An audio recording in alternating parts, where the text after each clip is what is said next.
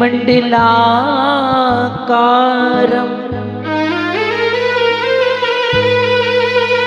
व्याप्तं येन चराचरम् तत्पदं दर्शितं येन तस्मै श्री गुरुवे नमः।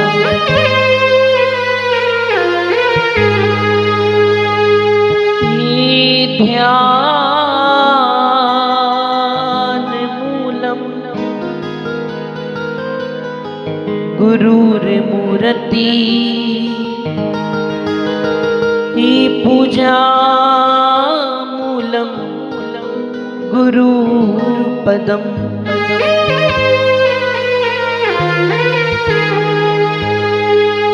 मंत्रमूलं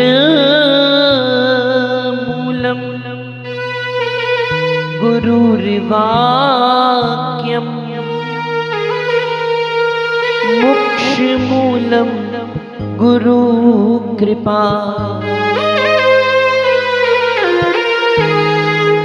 कृष्णाय वासुदेवाय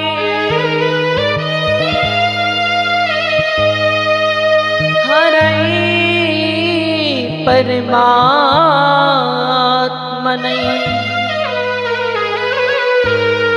प्रणतक्लेशनाशाय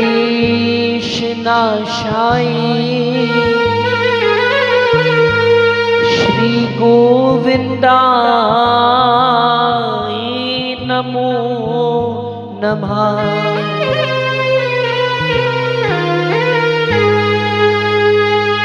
तप्त कांचन गौरांगी श्री राधे वृंदावनेश्वरी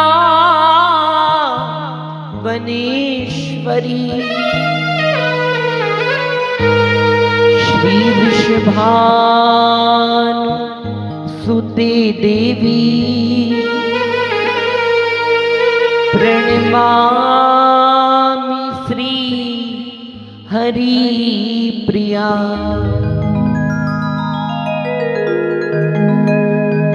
श्री वृंदावन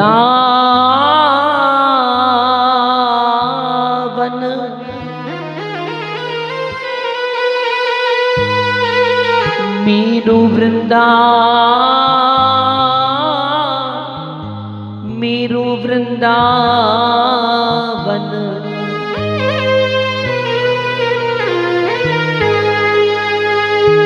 श्री वृंदावन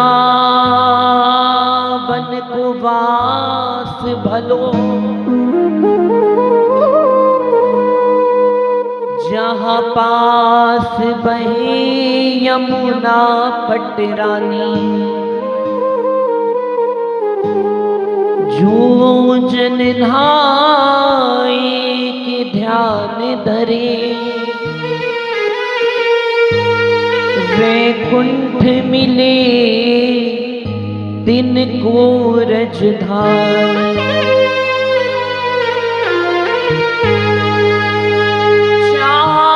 चारों वेद बखान करे संत मुनि जन के मन मान। यमुना यमदूतन टारत हैं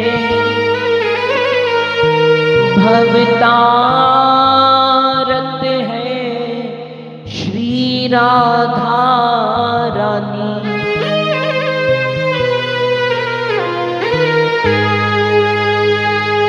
भक्ति भक्त भगवंत गुरु चतुर नाम पुएक।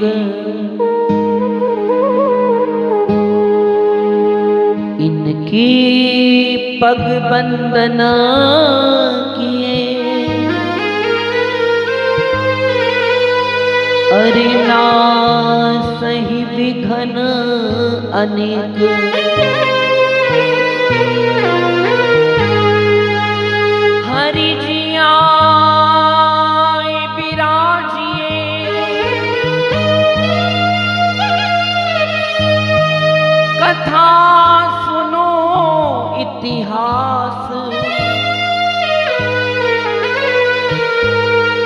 श्रोता भक्त माल के, तुम पद रज हम दास।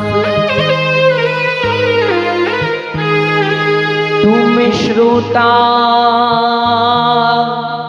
भक्त माल के, तुम पद रज हम दास।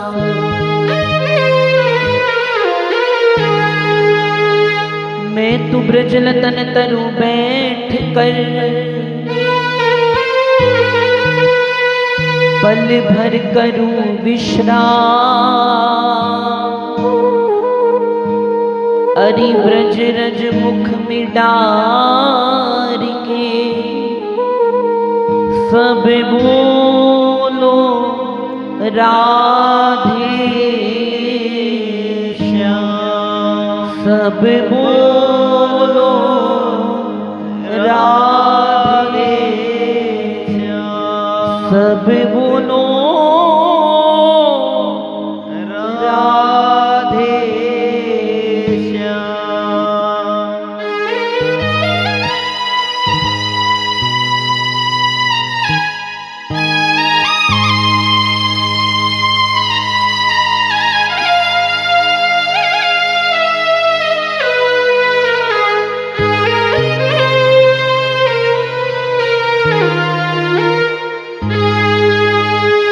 वृंदावन बिहारी लाल की जय। श्री राधा वल्लभ लाल की जय।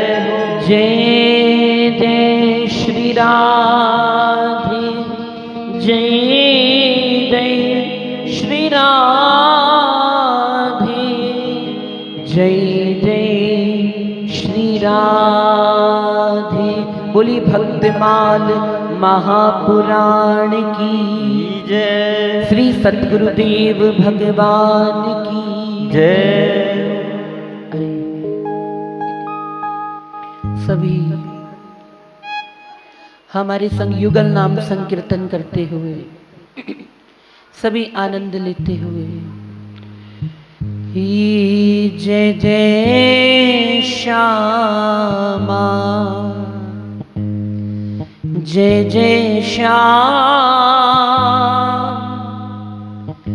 जय जय श्री वृंदावन धाम।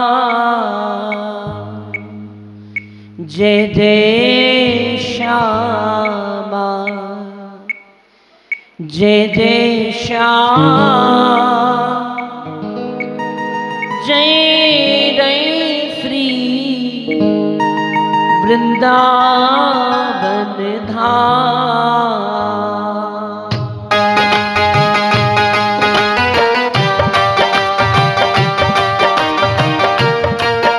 सभी ताली सेवा देते हुए आनंद लीजिए।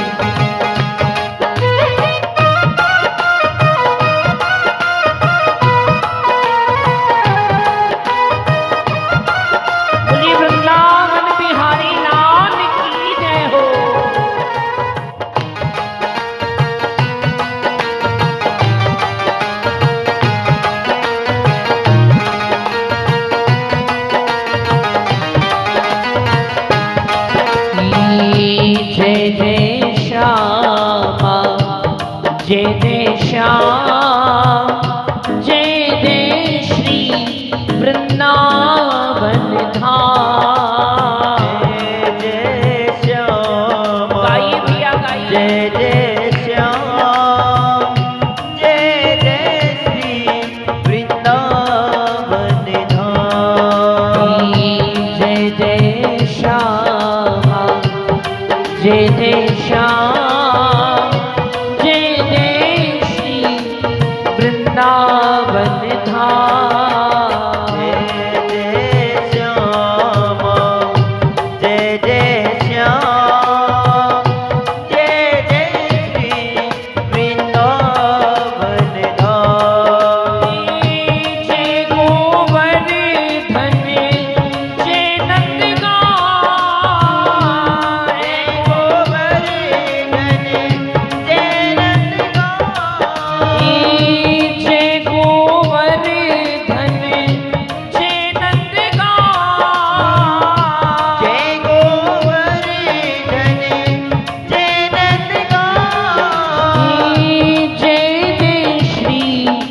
बरसाना था। जय जय श्री बरसाना था। अबे मेरी श्यामा मेरो श्याम मेरो श्री वृंदावन धाम।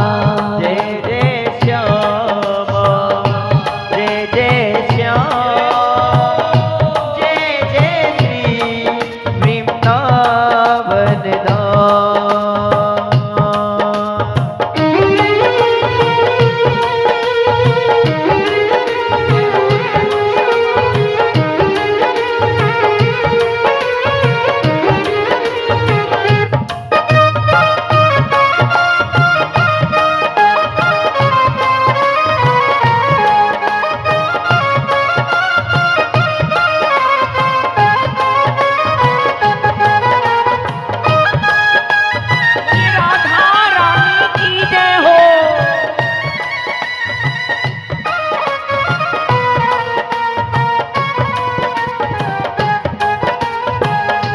वृंदावन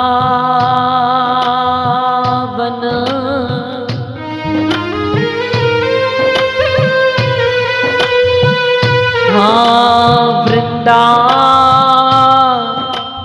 श्री वृंदावन।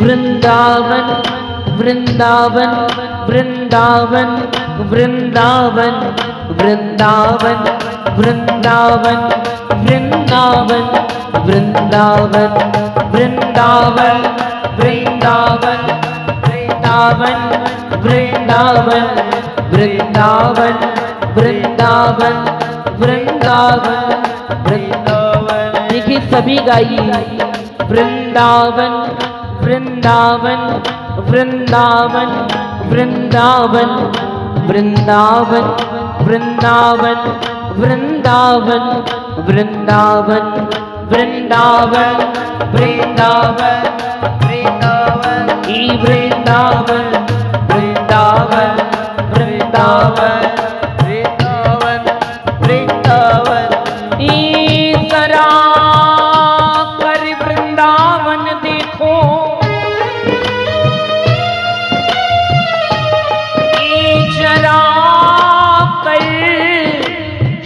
वृंदावन देखो श्याम बंसी बजाते मिलेंगे। झूला झूलती मिलेगी राधा रानी। श्याम झूला झूलाते मिलेंगे।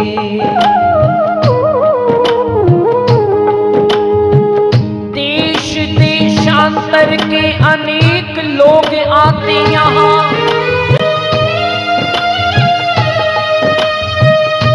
जिनके हिये में जलती प्रेम ज्वाला है। अरे ऊधो जैसे शिष्य यहाँ आए पाठ पढ़ने को। वृंदावन प्रेम की पवित्र पाठशाला है। वृंदावन प्रेम की पवित्र पाठशाला है। वृंदावन प्रेम की पवित्र पाठशाला है। वृंदावन वृंदावन मेरो वृंदावन। वृंदावन वृंदावन वृंदावन वृंदावन वृंदावन वृंदावन वृंदावन मेरो वृंदावन। वृंदावन वृंदावन वृंदावन वृंदावन वृंदावन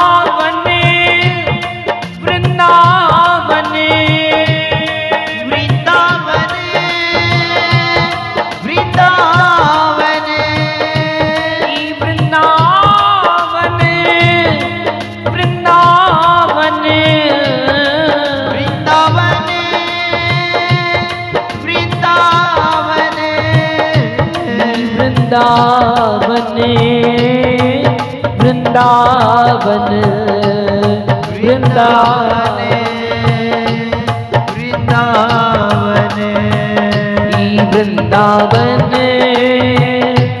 वृंदावन वृंदावन वृंदावन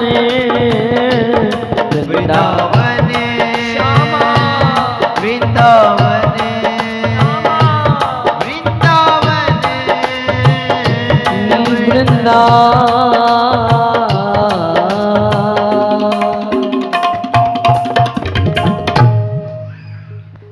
वृंदावन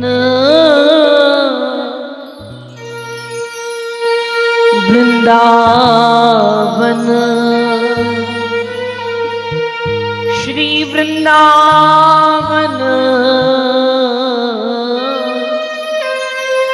वृंदावन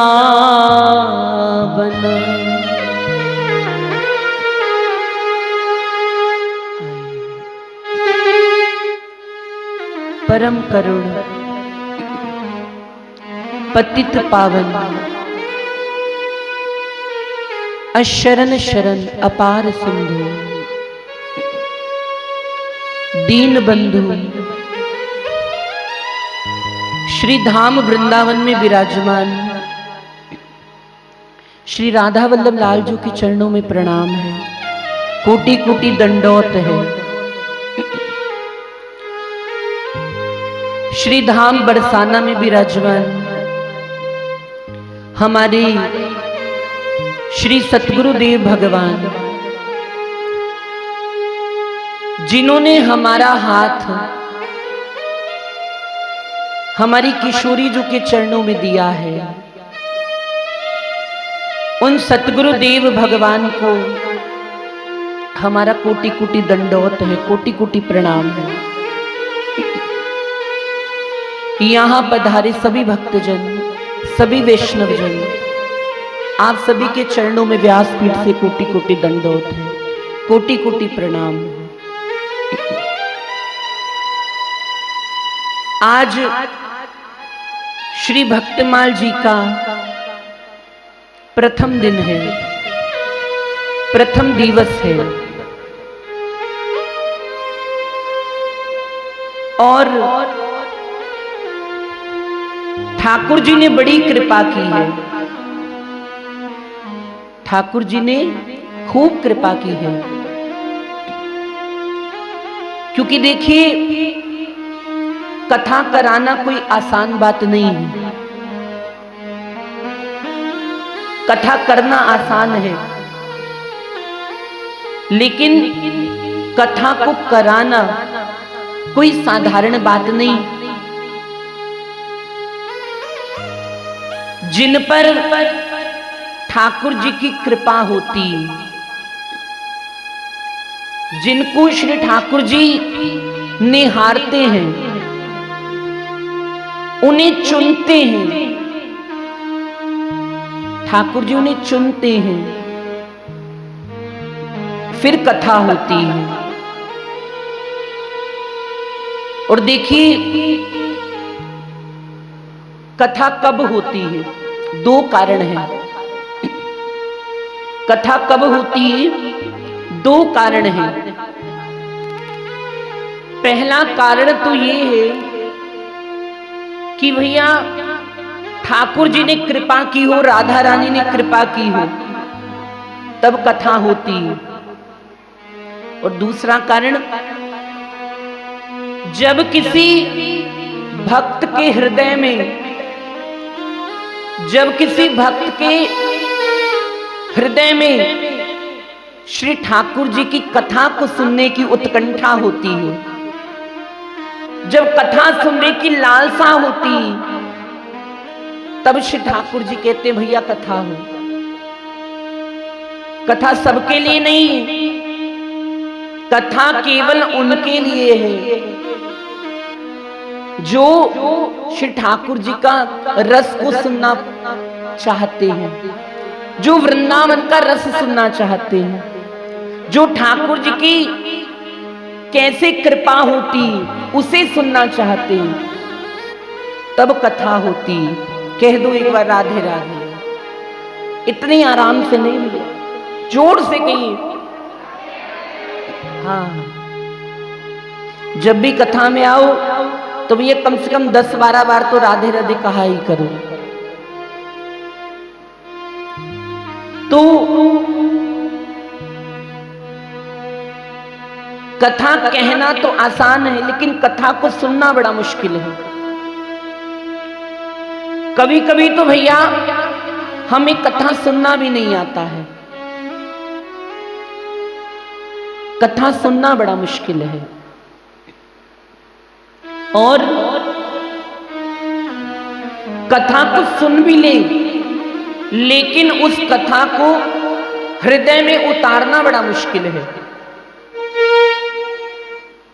कथा सुन भी ले, लेकिन हृदय में बड़ी मुश्किल उतरती है।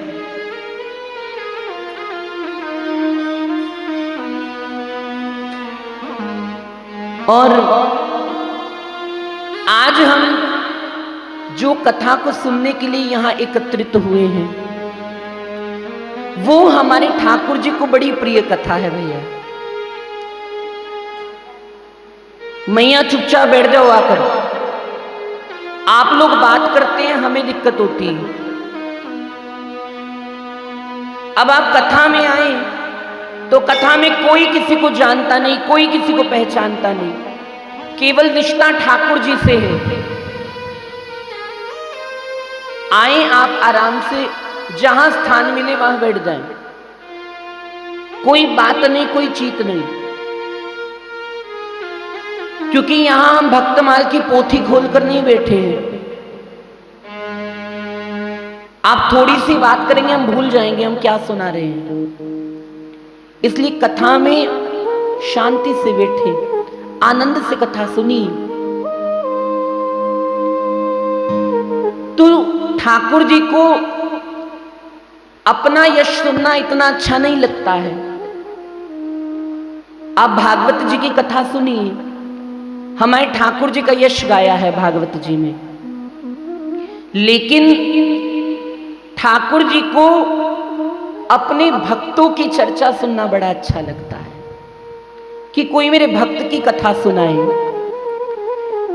कोई मेरे भक्त की कथा को सुनाए। ठाकुर जी बड़ा सुनते हैं। आप भागवत जी सुनिए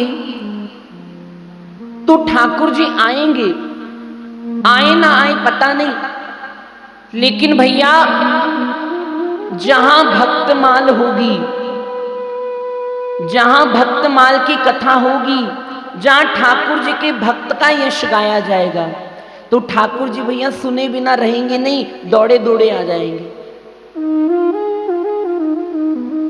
और स्वयं ठाकुर जी कहते हैं, मद भक्ता यत्र गायंती तत्र तिष्ठामि नारद, कि नारद जी ना मैं बैकुंठ में रहता हूं, ना मैं मंदिर में रहता हूं, लेकिन जहां मेरे भक्तों की चर्चा होती, जहां मेरे भक्त का यश सुनाया जाता है, मैं वहां रहता हूं, मैं सदैव वहां जाता हूं। तो ठाकुर जी के वचन हैं। और कथा को सुनने आप इन 7 दिन में कथा सुनेंगे। 7 दिन में भैया आपको एक ना एक बार तो ठाकुर जी के आने की अनुभूति अवश्य होगी कि ठाकुर आए हैं। एक ना एक बार जरूर पता चलेगा। लेकिन कब? जब भैया हृदय से सुनोगे, सब चिंताओं से मुक्त होकर कथा में बैठोगे। और बड़ा सुंदर ही स्थान है, स्थान तो नहीं है, मंदिर ही है भैया। और ऐसे पवित्र पावन स्थान में बैठकर कथा हो रही है, आप सब कथा सुन रहे हैं, हम तो सुन रहे हैं, भीतर बैठे भगवान भी कथा सुन रहे हैं यहाँ तो।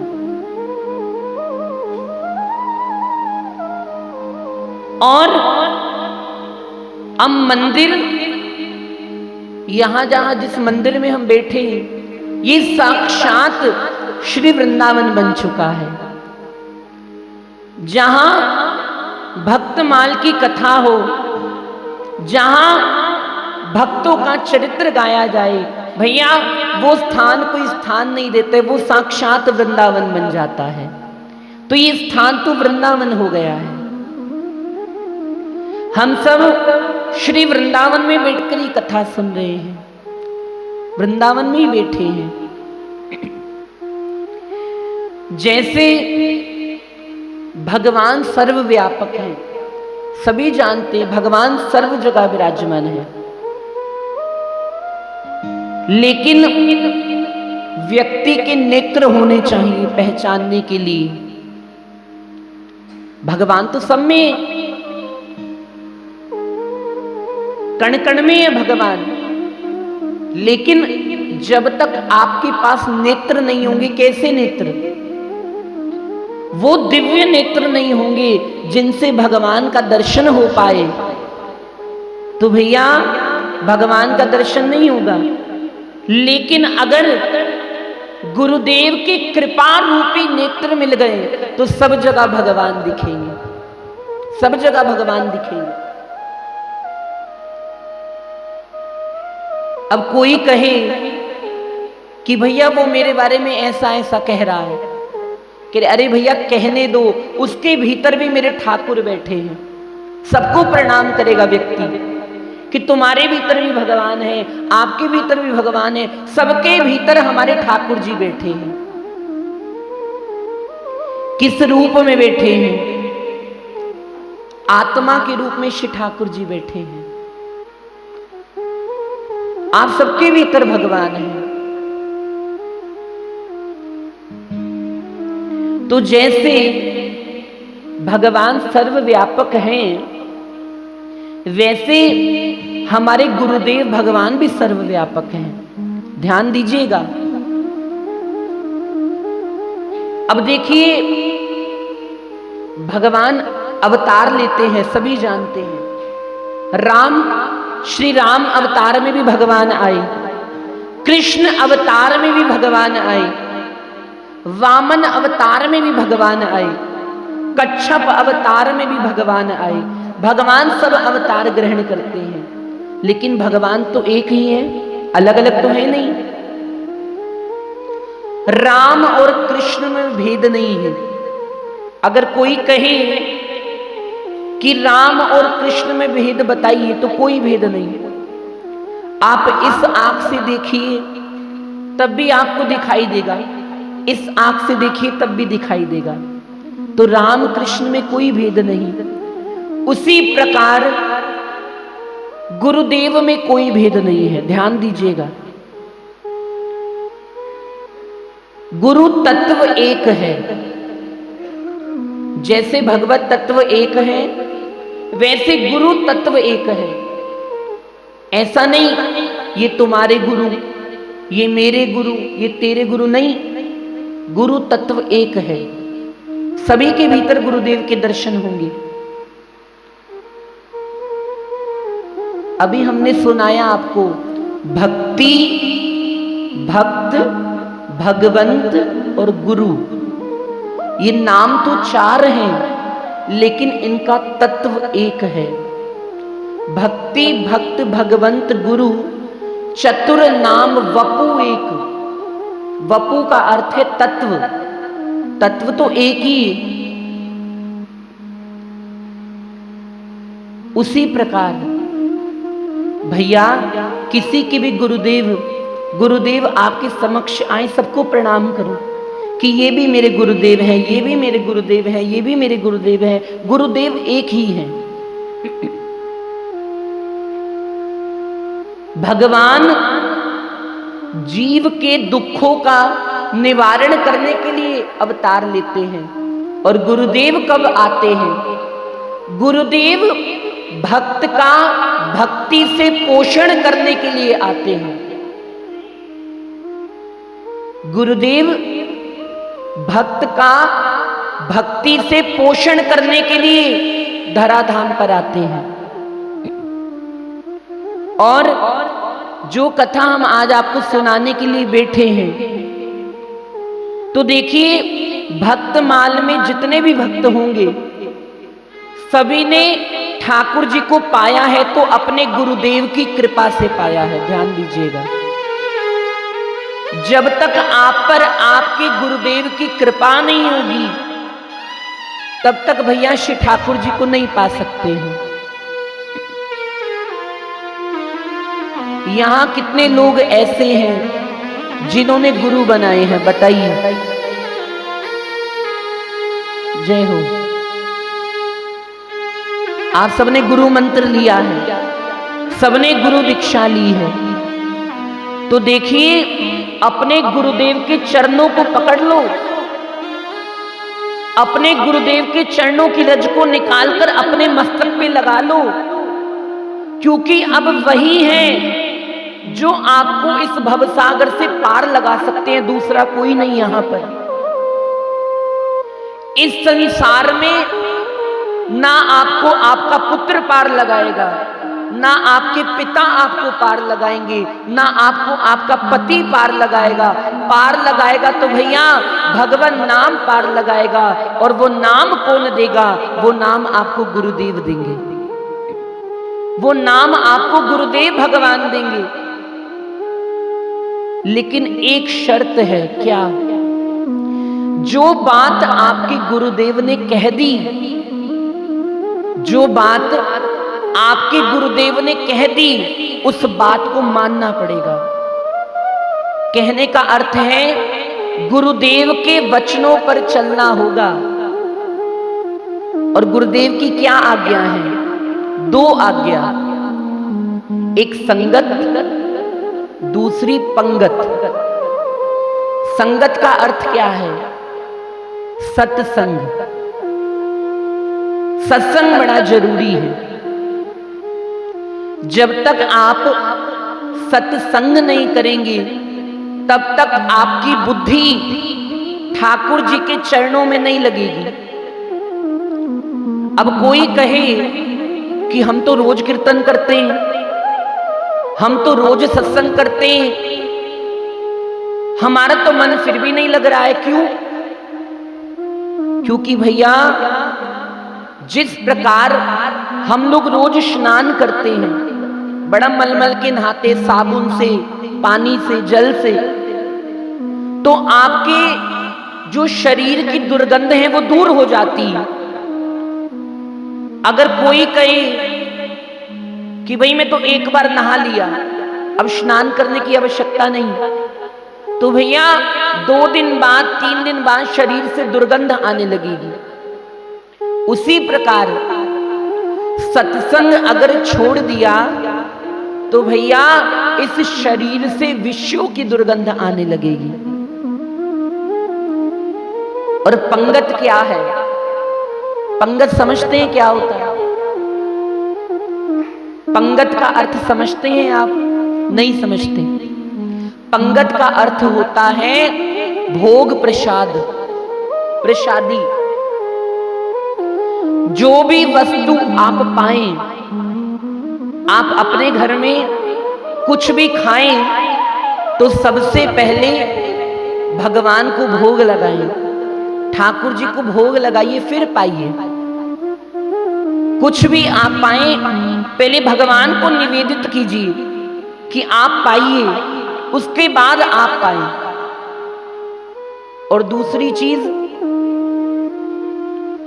गुरुदेव की जूठन, संतों की जूठन पाओ, भक्तों की जूठन खाओ।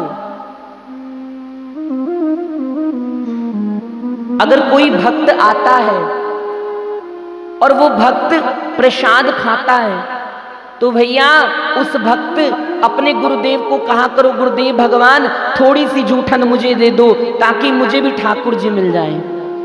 जूठन मांगा करो। ये बात गलत नहीं कही गई। जैसा खाओ अन्न वैसा होगा मन। आप अब किसी नास्तिक के घर का खाना खा लो, किसी नास्तिक के घर का प्रसाद खाओ, आपके भीतर भक्ति टिकेगी नहीं, निकल जाएगी। मन नहीं करेगा भगवान नाम लेने का। लेकिन किसी भक्त के घर का प्रसाद खा लो तो भैया अपने आप मन करेगा नाम जप करने का, अपने आप मन होगा। तो संगत पंगत दो चीजें बड़ी जरूरी हैं, इनको करना होगा। कह दो राधे राधे, आप जोर से बोला करो, हमें एनर्जी मिलती, जोश आ जाता है राधे नाम से। श्री राधे, हाँ ऐसे राधे राधे बोला करो जोर से, क्योंकि भैया हमारी राधा रानी बड़ी ऊंची अटारी पे रहती है महल में, इतनी ऊपर आवाज लगाने के लिए चिल्लाना पड़ता है। तो जोर से राधा नाम बोलोगे तो उधर तक आवाज जाएगी। और कहते चींटी के पग नूपुर बांधो तब भी हरि सुनता है। आप चींटी के पांव में घुंघरू बांध दो तब भी ठाकुर जी सुन लेंगे। तो जो भक्तमाल जी हैं, इनमें द्वापर युग से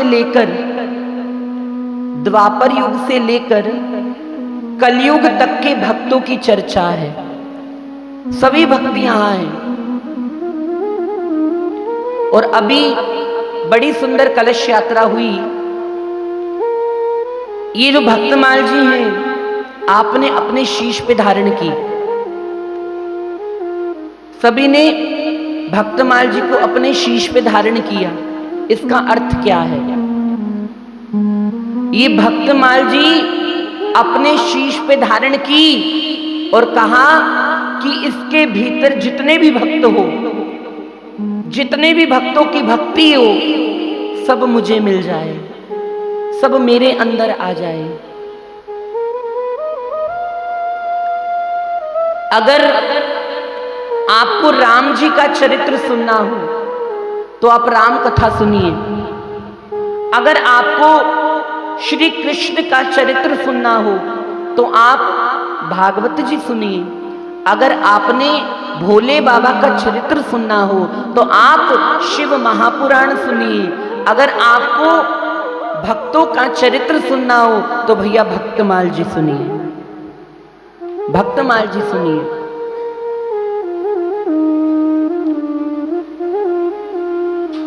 और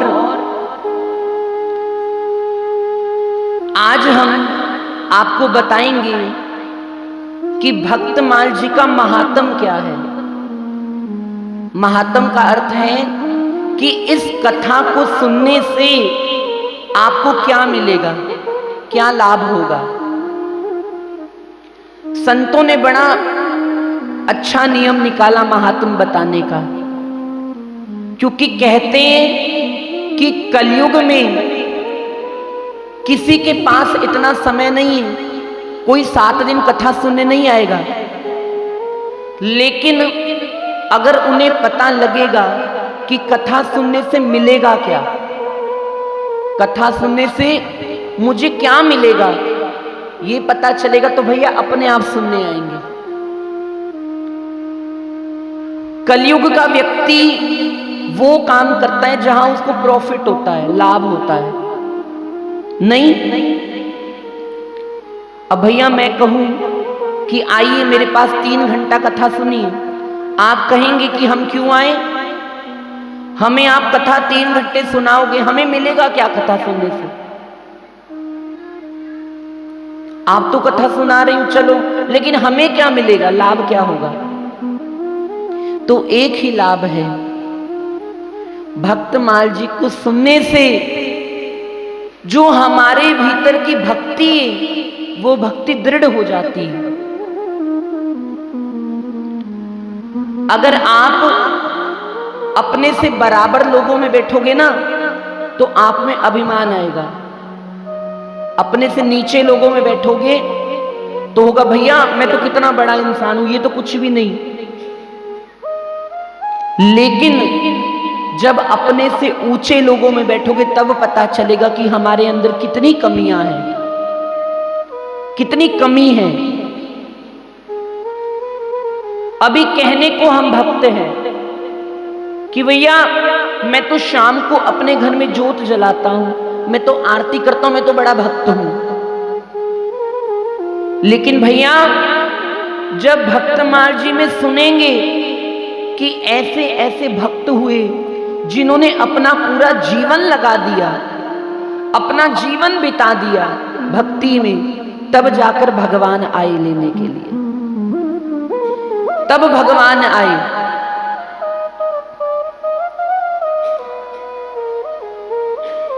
लेकिन शर्त यही है, कलयुग केवल नाम आधारा, सिमर सिमर नर उतरही पारा, कि नाम का आश्रय लेना होगा, गुरु के वचनों पर चलना होगा।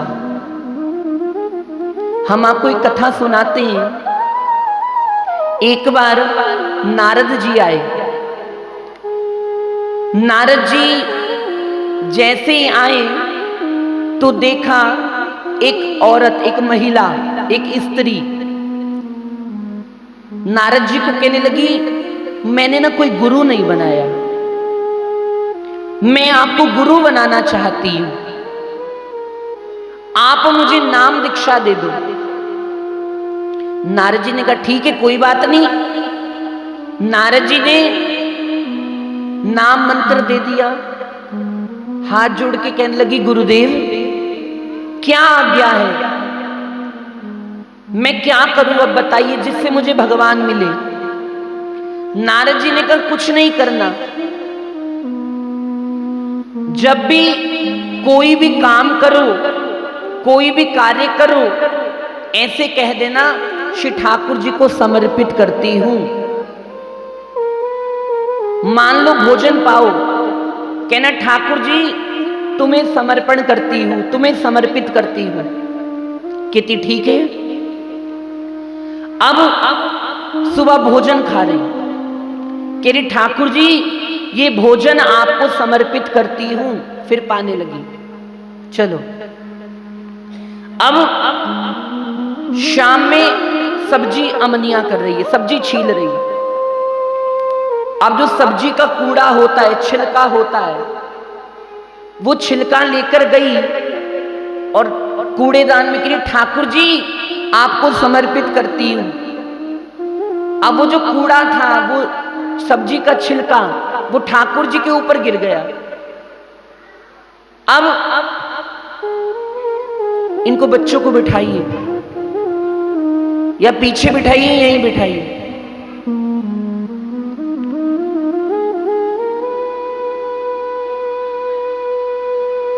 अब संध्या समय में झाड़ू लगा रही है, झाड़ू का कूड़ा उठाया, कह रही ठाकुर जी आपको समर्पित करती हूं। अब भगवान के ऊपर कूड़ा गिरा। ठाकुर जी ने नारद जी को कहा, नारद जी ये कैसी शिष्या बना ली आपने, कोई भी काम करती है मुझे दे देती है, मेरे ऊपर कूड़ा भी गिर रहा है। अब नारद जी गए, नारद जी कहने लगे अरे ये क्या करती हो, कूड़ा भी भगवान को, कूड़ा भी भगवान को समर्पित कर रही हो। कहने लगी गुरुदेव आपने ही तो कहा था कि जो काम करो भगवान को दे देना। नारद जी कहने लगे मैंने ये थोड़ी ना कहा था कि कूड़ा भी भगवान के पास फेंक दे। अब उसके बाद गंदी एक बाल्टी लाई जल की भरी हुई, वो फेंकने लगी, कह रही भगवान को समर्पित करती हूँ। नारद जी कहे रुक जा, अब कुछ मत बोलना। लेकिन जैसे ही बोलने लगी, नारद जी ने एक तमाचा मुख पे रख दिया, जैसे थप्पड़ मारा, श्री ठाकुर जी को लगा थप्पड़ जाकर। कह रही ये भी भगवान को समर्पित करती हूं। अब वो चांटा भी ठाकुर जी को लगा। नारद जी कह रहे अरे ये क्या कर रही है। नारद जी ने कहा आज तुझे छोड़ूंगा नहीं, तुझे जान से मार दूंगा। और जैसे नारद जी ने एक अस्त्र निकाला, कहने लगी ये भी भगवान को समर्पित करती हूं। जैसे ही ठाकुर जी ने देखा कि ये अस्त्र भी समर्पित कर रही है, ठाकुर जी उसी समय प्रकट हो गए। कहने लगे अरे देवी रुक जाओ, ये भी मुझे दे दोगी? चाहे कार्य उल्टा कर रही थी, लेकिन अपने गुरु के वचनों पर विश्वास किया। तब भगवान प्रकट हो गए, भगवान ने दर्शन दे दिए। इसीलिए आपके गुरु आपको जैसा कहें, उनके वचनों पर विश्वास कीजिए। विश्वास बहुत जरूरी है।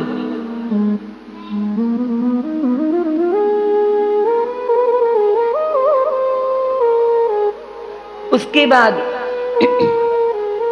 किरे श्री ठाकुर जी ने कहा कि भैया जो मेरे अवतारों में भेद करता है, अब कोई भोले बाबा को मानता है तो कह रहे हम तो भोले बाबा का ही भजन गाएंगे, हम ठाकुर जी का नहीं गाएंगे।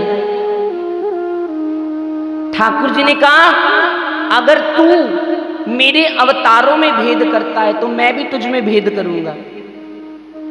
अगर तू मुझे नहीं पहचान पा रहा है तो मैं भी तुझे नहीं पहचानूंगा। लेकिन हां, अगर तू समझता है कि सब जगह मैं ही हूं, सब एक ही है, सब भगवान एक ही है, तो ठाकुर जी कह रहे मैं भी तुझे अपना लूंगा, मैं भेद नहीं करूंगा। इसीलिए कभी भी किसी भी भगवान स्वरूप के, भगवत स्वरूप के दर्शन कीजिए, आप दोनों हाथ जोड़ के प्रणाम कीजिए, कभी भेद नहीं। हम ऐसी चर्चा तब करते हैं जब हमारे हृदय को बड़ा कष्ट होता है। अब देखिए, ऐसा कलयुग है कि इस कलयुग में जो गुरुदेव भगवान है, आज उन गुरुदेव भगवान की भी निंदा की जा रही है, गुरु की भी निंदा हो रही है। हमारे एक बड़े पूजनीय संत हैं, आप सभी जानते हैं, परम पूज्य आसाराम बापू जी महाराज, सुना है सबने? तो भैया हमारी कभी कभी बहस हो जाती है इस चीज पर कि आप लोग गुरु की निंदा करते हैं, आप गुरु को पहचानते नहीं हैं। ऐसा कलयुग आ गया है। आप कभी दर्शन कीजिएगा कि जहां वो खड़े होते हैं ना, तो भैया सामने वाले व्यक्ति के नेत्रों से अपने आप अश्रु बहने लगते हैं। उनको देखकर अपने आप अश्रु आने लगते हैं, मुख से कुछ बोला नहीं जाता है। किसी ने हमसे कहा कि भैया वो तो ब्रेन वॉश करते हैं। ब्रेन वॉश समझते हैं ना, कि वश में कर लेते हैं। हमने कहा भैया कोई बात नहीं, मान लो वश में भी करते हैं, लेकिन वो तुम्हें ऐसा वश में कर रहे हैं कि 2-2 घंटा व्यक्ति भजन में बैठा है, तो भैया क्या बुराई है ऐसे वश में होने में? क्या बुराई है?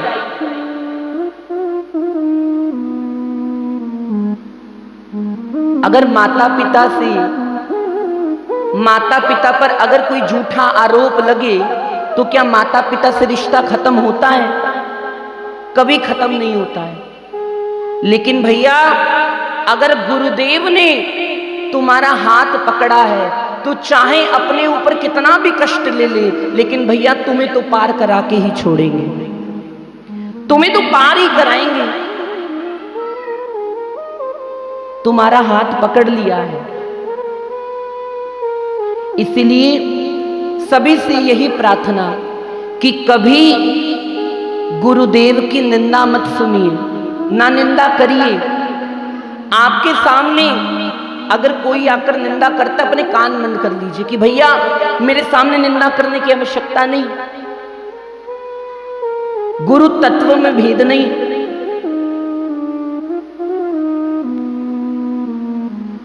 गुरु वही जो गोविंद सेवावे। असली गुरु वही है जो आपको गोविंद से मिलाते हैं। कबीर बाबा कह रहे, गुरु गोविंद दो खड़े, मैं काके लागू पाए, बलिहारी गुरु आपने जिन गोविंद त्यों मिलाए। कि मैंने तो ठाकुर जी के चरण नहीं पकड़े, मैंने तो अपने गुरुदेव के चरण पकड़ लिए हैं, क्योंकि गुरुदेव ही गोविंद से मिला देंगे। गुरुदेव गोविंद से मिलाएंगे। वही बात, विश्वास, विश्वास कीजिए। इसलिए हम गाते भी है, बड़ा सुंदर भाव है। जय जय भैया। जहां ले चलो,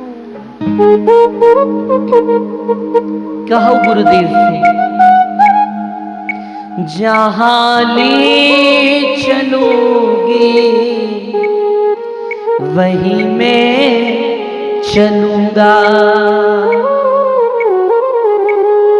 जहां नाथ रख लोगे वहीं मैं रहूंगा। अब जहां ले चलोगे वहीं मैं चलूंगा।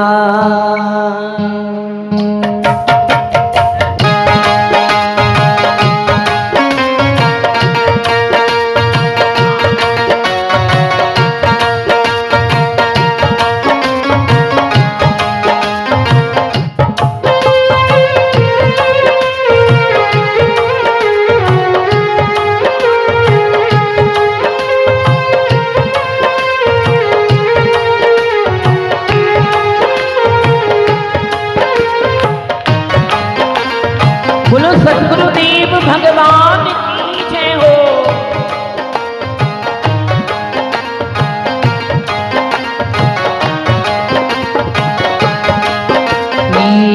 जहां ले चलोगे वहीं मैं चलूंगा। जहां ले चलोगे वहीं मैं चलूंगा।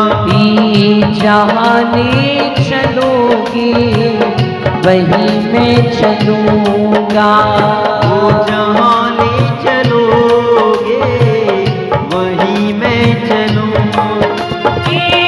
जहां नाथ रख लोगे, जहां नाथ रख लोगे, जहां नाथ रख लोगे, जहां नाथ रख लोगे वहीं मैं रहूंगा। जहां ले चलोगे वहीं मैं चलूंगा। जहां ले चलोगे वहीं मैं चलूंगा। जहां ले चलोगे वहीं मैं चलूंगा। जहां ले चलोगे वहीं मैं चलूंगा।